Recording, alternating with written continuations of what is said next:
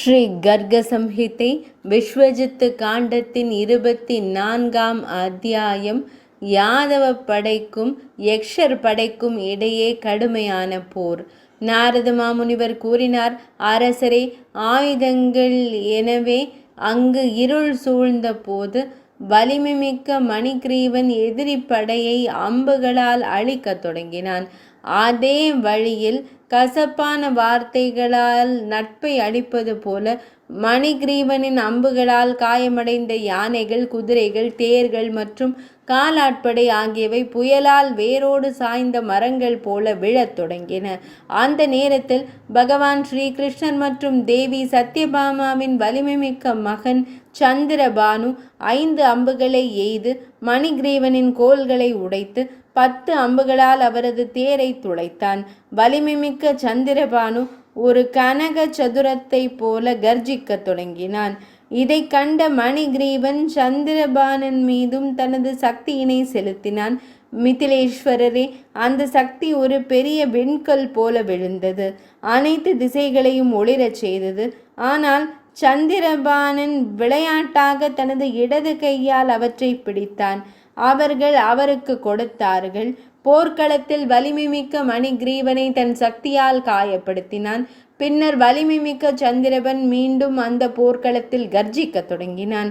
அந்த அடியால் மணிகிரீவன் தரையில் விழுந்து சிதைக்கப்பட்டான். பின்னர் நளகூபரனால் ஈர்க்கப்பட்டு அசுரர்கள் அம்புகளின் வலையமைப்பை விரித்து மழை காலத்தில் மேகங்கள் சூரியனை மறைப்பது போல சந்திரனையும் சூரியனையும் மறைத்தனர். பின்னர் பகவான் ஸ்ரீ கிருஷ்ணரின் மைந்தன் ஒரு பிரகாசமான வாளை பிடித்து கொண்டு சூரியன் மூடு பனிக்குள் நுழைந்தது போல மிகுந்த வேகத்தில் யக்ஷர்களின் படையில் நுழைந்தான். அவனது வாள் பல யக்ஷர்களை 2ஆக தாக்கியது. பலர் தலைகள், கால்கள், தோள்கள், கரங்கள், செவிகள் மற்றும் உதடுகள் மற்றும் தலைக்கவசங்களுடன் அவரது துண்டிக்கப்பட்ட பயங்கரமான தலைகள் இரத்தம் வழிந்தன. அழிக்கப்பட்ட போர்க்களம் ஒரு கொள்ளை நோய் போல தெரிந்தது. மரணத்திலிருந்து தப்பிய காயமடைந்த யக்ஷர்கள் பயந்து ஓடினர். மிதிலேஸ்வர மன்னரே, அந்த நேரத்தில் யக்ஷ வீரர்கள் ஒரு கொந்தளிப்பில் இருந்தனர். பின்னர் கவசம் அணிந்த நளகூபரன் வில்லை அசைத்து உயரமான கொடியுடன் கூடிய தேரில் வந்து சேர்ந்தான். பயம் கொள்ள வேண்டாம் என்று கூறி அவன் தன் வீரர்களுக்கு உறுதியளிக்க தொடங்கினான். நளகூபரன் 5 அம்புகளாலும், அர்ஜுனனை 10 அம்புகளாலும், தீப்திமானை 20 அம்புகளாலும் தாக்கினான். மன்னரே, பின்னர் வலிமைமிக்க கரங்களை கொண்ட கிருதவர்மணி அனைத்து திசைகளையும் தனது கர்ஜனையால் நிரப்பி நளகூபரனை 5 அம்புகளால் நளகூபரனுக்கு நசுக்கும்படி அடி கொடுத்தான். அந்த அம்புகள் நளகூபரனின் கவசத்தையும் உடலையும் துளைத்தது. அனைவரின் விழிகளுக்கு முன்பாகவும் ஒரு துளைக்குள் நுழையும் அரவங்களைப் போல பூமியில் மூழ்கின. கிருத்தவர்மனின் அம்புகளால் கிழிந்த கால்களில் இருந்து நளகூபரன் மயக்கமடைந்ததை கண்ட தேரோட்டி ஹேமலி அவரை போர்க்களத்திலிருந்து தூக்கிச் சென்றார். குபேரரின் 2 அமைச்சர்களான கண்டநாதனும் பார்ஷ்வமௌலியும் தங்கள் அம்புகளால் வலிமைமிக்க யாதவ படையை காயப்படுத்த தொடங்கினர். தங்க இறக்கைகள் மற்றும் கழுகின் முகங்களை போன்ற கூர்மையான முகங்களை கொண்ட இருவரின் அம்புகளும் மனதை போல வேகமானவை. சூரியனின் கதிரைகளைப் போல அனைத்து திசைகளையும் ஒளிரச் செய்தன. பின்னர் மகாவீரர் அர்ஜுனன் அந்த அமைச்சர்களின் அம்புகளுக்கு பதிலளிக்கும் விதமாக பல அம்புகளை எய்ய தொடங்கினர். இருபுறமும் நகரும் அம்புகளின் மோதலில் இருந்து போர்க்களத்தில் ஆயிரக்கணக்கான தீப்பொறிகள், அப்ரிகள் தோன்றத் தொடங்கின. நரேஸ்வரரே, வானத்தில் விளக்குகள் போல பிரகாசித்த அந்த மினுமினுப்பு தீப்பொறிகள் ஒரு கலங்கரை விளக்கத்தின் சக்கரம் போல பிரகாசிக்கத் தொடங்கின. போர் வெறி கொண்ட வீரகாந்திய அர்ஜுனன் காந்திய வில்லில் இருந்து விழுந்த அம்புகளால் முழு அம்பின் முனையையும் ஒரு நொடியில் வெட்டி வீழ்த்தினான். அவர் அம்புகளின் சமூகத்தில் இருந்து 2 யோஜனைகளை கொண்ட ஒரு கூண்டு போன்ற வட்டத்தை உருவாக்கி 2 அமைச்சர்களின் கொடிகளுடன் கூடிய ரதங்களை வலுக்கட்டாயமாக வட்டத்திற்குள் கொண்டு வந்தார். அவர்கள் இருவரும் கொல்லப்பட்டதை அறிந்த அனைத்து பக்தியுள்ள மனிதர்களும் யக்ஷர்கள் உடனடியாக போரை கைவிட்டு அலறி அடித்து ஓடினர். அந்த நொடியில் லட்சக்கணக்கான பேய்கள் போர்க்களத்தில் இறங்கின. அரசரே, லட்சக்கணக்கான டாக்கினிகள் யானைகளை தூக்கி தங்கள் வாய்களில் வீசத் தொடங்கினர். அவர்கள் மனிதர்கள், குதிரைகள் மற்றும் தேரோட்டுநர்களை தனித்தனியாக மெல்லத் தொடங்கினர். ஒவ்வொரு மனிதனையும் ஒரு பேய் பின்தொடர்ந்தது. 10 பேய்களுடன் 10 பேய்கள் ஓடுவதை காண முடிந்தது. பிரமத குலங்கள் தங்கள் கதாயுதங்களால் மக்களை மீண்டும் மீண்டும் தாக்கி வீழ்த்தின. எதுதானிகள் போர்க்களத்தில் மனித மண்டை ஓடுகளுக்கு உணவளித்தனர். வேடல் குலங்கள் மண்டை ஓடுகளில் ஏராளமான இரத்தத்தை உறிஞ்சின. விநாயகர் நடனமாடினார். பேய்கள் பாடின. கூக்ஷ்மாண்டனும் உன்மத்தனும் போர்க்களத்தில் விழுந்த தலைகளை சேகரித்தனர். இறந்த வீரர்களின் தலைகளின் தொகுப்பு சிவபெருமானுக்கு மண்டை ஓடுகளாலான மாலையை உருவாக்கும் நோக்கம் கொண்டது. மாத்ரிகணர்கள், பிரம்ம ராட்சசர்கள் மற்றும் பைரவர்கள் சிரித்தனர், கேலி செய்தனர். துண்டிக்கப்பட்ட தலைகளை பந்துகள் போல மீண்டும் மீண்டும் தூக்கி எறிந்தனர். கொடூரமான காட்டேரிகள் காட்டுத்தனமாக குதித்தன. போரின் போது பெண் காட்டேரிகள் குழந்தைகளுக்கு சூடான இரத்தத்தை ஊட்டி அவர்களை சமாதானப்படுத்தி, மகனே அழாதே, உனக்காக இந்த மக்களின் கண்களை கூட நாங்கள் பிடுங்கி விடுவோம் என்றன.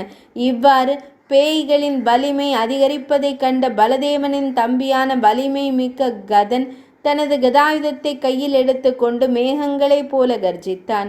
1,00,000 எடையுள்ள அந்த தங்க கதாயுதத்தால் தேவேந்திரன் தனது இடியால் மலைகளை நொறுக்குவது போல கதன் பரந்த பேய்ப்படையை அழித்தார்.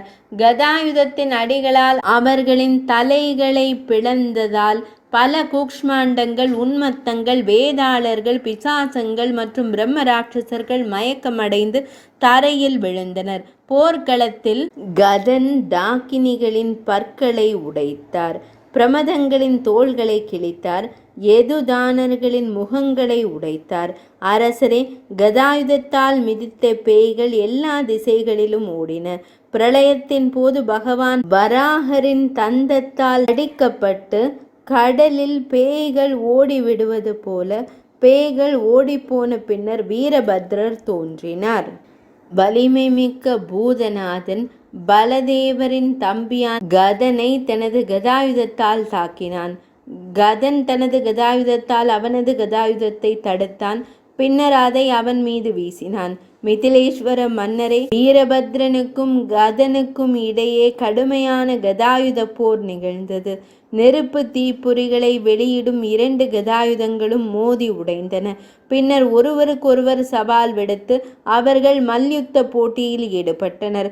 அவர்கள் சண்டையிட்டு தங்கள் கரங்கள், முழங்கால்கள் மற்றும் கால்களால் அடிகளால் மலைகளை வீழ்த்தினர்.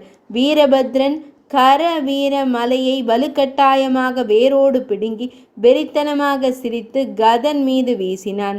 கதன் மலையை பிடித்து பின்னர் அதை தானே தாக்கினான். பின்னர் வலிமை மிக்க வீரபத்ரன் வீரமிக்க கதனை பிடித்து பெரும் பலத்துடன் 1 மில்லியன் யோஜனைகளை வானத்தில் வீசினான். தரையில் விழுந்ததும் கதன் சற்று கலக்கமடைந்தான். பின்னர் வலிமை மிக்க கதன் வீரபத்ரனை தூக்கி பெரும் பலத்துடன் அவனை சுற்றி விரைவாக 1 மில்லியன் யோஜனைகள் தொலைவில் வீசினார். வீரபத்ரர் கைலாய மலையின் உச்சியில் விழுந்தான். அவர் ஏற்கனவே கதாயுதத்தின் அடியால் அவதிப்பட்டு கொண்டிருந்தார். அதனால் அவர் 2 மணி நேரம் மயக்க நிலையில் இருந்தார். அதன் பிறகு சுவாமி கார்த்திகேயர் தனது சக்தியை பயன்படுத்தி மிக வேகமாக போர்க்களத்தை வந்தடைந்தார். அவர் தனது சக்தியை விரைவாக ஏவி அனிருத்தனை நோக்கியும் சாம்பனை குறிவைத்தார். அனிருத்தனின் தேரை துளைத்து சாம்பனை காயப்படுத்தி அவர்களின் தேர்களையும் உடைத்த சக்தி ஒரு அரவத்தை போல தரையில் மூழ்கியது. மின்னல் போல சீறி எல்லா திசைகளிலும் மின்னும் வெடிக்கும். பின்னர் கோபத்தால் நிறைந்த ஜாம்பவதியின் வலிமை மிக்க கரங்களை கொண்ட மகனான சாம்பன் வில்லை நாணேற்றி தனது அம்பிலிருந்து ஒரு அம்பை எடுத்தார். ஒற்றை அம்பாக இருந்தாலும் அம்பரா துணியை விட்டு வெளியேறும் போது அது 10ஆக மாறியது. வில்லில் வைக்கப்பட்ட போது அது 100 வடிவத்தை எடுத்தது. இழுக்கும் போது அது 1000 வடிவத்தை எடுத்தது. விடுவிக்கப்பட்டவுடன் அது 1 மில்லியன் வடிவத்தை எடுத்தது. அது அதன் இலக்கை அடையும் நேரத்தில் அது 1 பில்லியன் வடிவங்களை எடுத்தது. இவ்வாறு அம்பானவர் பல வடிவங்களை எடுத்தார். மயிலையும் மயில் சுமப்பவரான பகவான் கார்த்திகேயரையும் காயப்படுத்தினார். மேலும் போர்க்களத்தில் மில்லியன் கணக்கான வீரர்களை பிரித்தார். கார்த்திகேயரின் காயமடைந்த மற்றும் ஓரளவு துயரமடைந்த மனம் வரையப்பட்டவுடன் எலியின் மீது அமர்ந்திருந்த விநாயகர் வந்தார். அவரது நெற்றியில் பசு மூத்திரம், குங்குமம் மற்றும் கஸ்தூரி ஆகியவற்றின் தனித்துவமான வடிவமைப்பு அலங்கரிக்கப்பட்டிருந்தது. அவரது அழகான வளைந்த தண்டு குங்குமம் பூசப்பட்டிருந்தது. அவரது குங்குமம் படிந்த கன்னங்கள் அவருக்கு ஒரு வசீகரமான ஒளியை கொடுத்தன. அவரது செவிகளின் பிரகாசமான நிறம் கற்பூரத்தூளால் வெண்மையாக்கப்பட்டதாக தோன்றியது. அவரது கன்னங்களில் பாயும் போதை தரும் அமிர்த நீரோட்டத்தால் கிளர்ந்தெழுந்த போதையில் இருந்த தேனீக்கள் இசை, தாளம் மற்றும் வசந்த கால மெல்லிசையை உருவாக்குவது போல அவரது அமைதியற்ற செவி மடல்களில் சலசலத்தன. அந்த தேனீக்களால் சேவை செய்யப்பட்ட விநாயகர் நெற்றியில் பிறை சந்திரனை அணிந்திருந்தார். ஒப்பிட முடியாதவர். அவரது உடல் ஒரு குழந்தையைப் போல பிரகாசமாக பிரகாசித்தது. அவர் தனது கரங்களில் தூய வளையல்கள், ஒரு விளிம்பு கழுத்தணி மற்றும் கழுத்தில் ஒரு அட்டிகை அணிந்திருந்தார். மேலும் அவரது தலையில் கிரீடத்தின் கதிர்கள் ஒரு பிரகாசமான ஒளியை வெளிப்படுத்தின. அவர் ஒரு எலியின் மீது அமர்ந்தார்.